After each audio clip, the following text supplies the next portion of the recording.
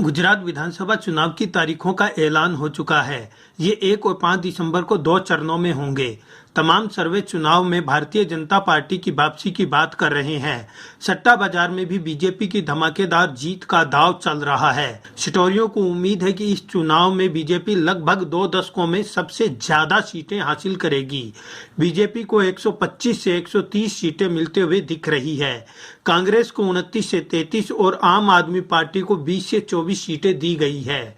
सट्टेबाजों को उम्मीद है कि आने वाले दिनों में सट्टा या अवैध बाजार में कारोबार करीब 40,000 से 50,000 करोड़ रुपए तक पहुंच सकता है।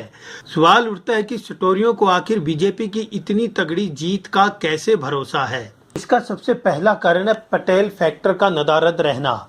2002 में तत्कालीन मुख्यमंत्री नरेंद्र मोदी के नेतृत्व में बीजेपी ने 182 सीटों वाली राज्य विधानसभा में से 127 सीटें जीती थी। सिटोरियों को लगता है कि इस बार पार्टी को कम से कम 120 सीटें मिल सकती है। इस तरह के यकीन के पीछे सबसे बड़ी वजह यह है कि पार्टी को 2017 के उलट प्रमुख पटेल समुदाय के किसी भी प्रतिकूल प्रतिक्रिया का सामना नहीं करना पड़ रहा है। तब बीजेपी की सीटों की संख्या 99 तक गिर गई थी। ये 2002 के बाद सबसे कम सीटें थी। पटेल समुदाय तब आरक्षण की मांग को लेकर बीजेपी से काफी खफा था।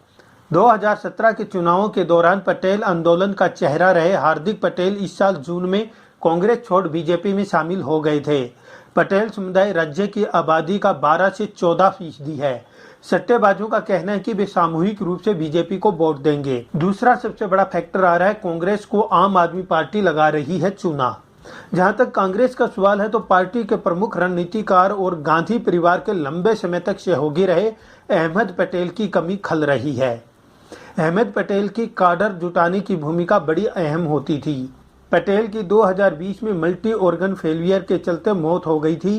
कांग्रेस के लिए सीट टैली 15 से 30 के बीच में सीमित रहने का आसार है। 2017 की 77 सीट से इसमें भारी गिरावट की आशंका है। दूसरी ओर आम आदमी पार्टी कांग्रेस की 10-20 सीटों को चूना लगाएगी। सट्टेबाजों के अनुसार राज्य में मजबूत नेतृत्व की कमी के कारण पार्टी के अल्पसंख्यक वोट विभाजित होने की संभावना है।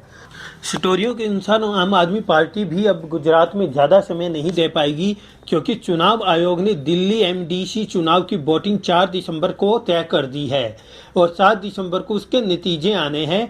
ऐसे में आम आदमी पार्टी भी गुजरात में ज्यादा समय नहीं दे पाएगी। उसे दिल्ली के अंदर भी चुनाव लड़ने की अभी तैयारी करनी पड़ेगी।